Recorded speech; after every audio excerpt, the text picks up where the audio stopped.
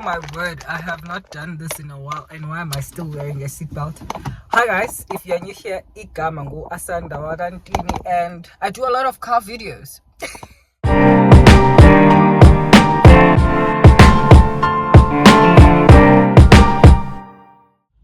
Anyways, if you're new here, igama ngu Asanda Wakantini, and I do content on all things lifestyle, law, and mostly about my faith as a Christian. Anyways, so I do a lot of videos about divorce, but I just realized I've never actually done a video which states what makes a civil marriage. I'm not talking about a customary marriage, I'm not talking about a civil union, I'm talking about a marriage in terms of the Marriage Act. Let's speak about it. All right, so first things first, remember, none of my videos are legal advice. If you are looking for legal advice, you book a consult with a legal practitioner. I'm a legal practitioner as well, but I'm not giving out advice online. This video is solely for information and educational purposes and entertainment. Am I entertaining? I think I am. Anyways, so one of the first things and the most important things that one needs to have done in order to be recognized to have actually entered into a valid civil marriage is that the first things first, you must have actually consented to that marriage, to be married under civil law. You are consenting, you're saying, yes, I want to share the rest of my life as long as it is with this person. And then the second thing, you must have the ability to consent. What do I mean by that? In South Africa, you must be a major, you must be a person who has the mental capacity to do so. And if you are under the age of 18, you can still get married. I don't know why would you want to be married under the age of 18, but you can still get married, and the consent can be granted by your parent or guardian. And if either of the two refuse, then you can approach the High Court to apply for this consent and get yourself married. Now, here's the tricky part, not related to this video. If you get married, you are immediately emancipated. You are now treated as an adult as far as law recognize a major adult. I'll speak about that soon. What's the difference between a minor and a major in our law? But yeah, so that's the second thing that needs to have happened. So consent and ability to consent. And then I've touched on this as well, on the ability to consent. You must be mentally capable.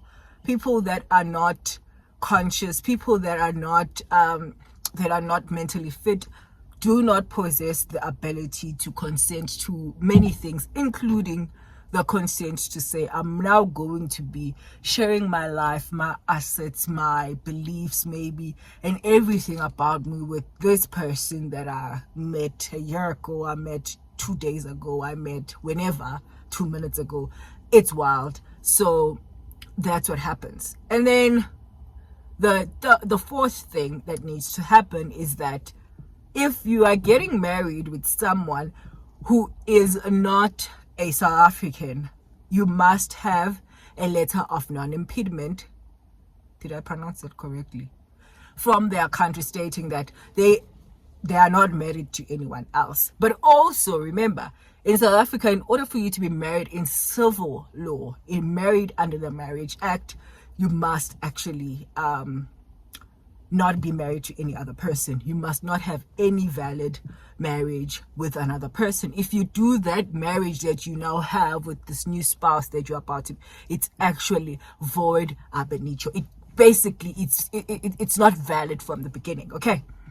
And the fifth, is it fifth or sixth?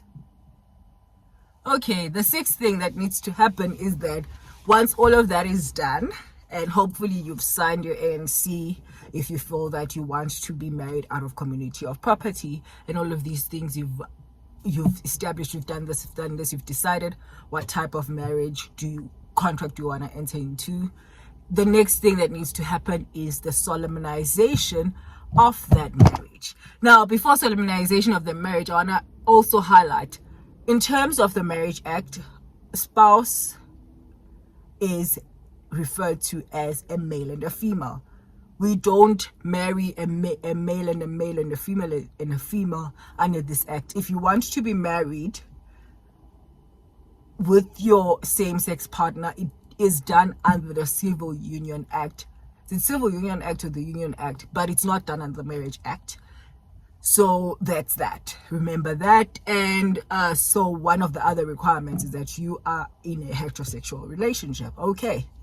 And what's the final thing? Final thing is the solemnization of your marriage.